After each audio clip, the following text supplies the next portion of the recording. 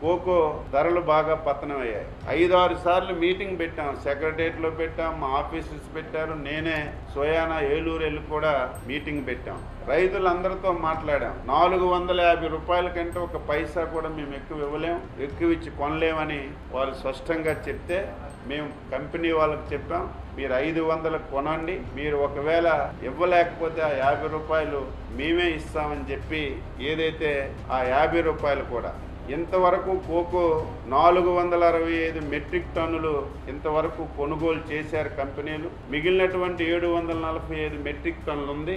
ఈ 745 మెట్రిక్ టన్నులు కూడా 500 రూపాయలకు ఒక పైసా తక్కువ లేకుండా అన్ని కొనమని చెప్పి ఆదేశాలు ఇచ్చాం. కొంటున్నారు. కంపెనీ వాళ్ళు 450 ఇస్తే మేము ఒక 50 రూపాయలు రైతులకు ఇచ్చి దానికి ఒక 10.5 కోట్ల రూపాయలు ఖర్చు అవుతుంది. ఇంటర్ఫియర్ అయి కోకోను కూడా ఈరోజు రైతులకి నష్టం లేకుండా చేస్తున్నాం.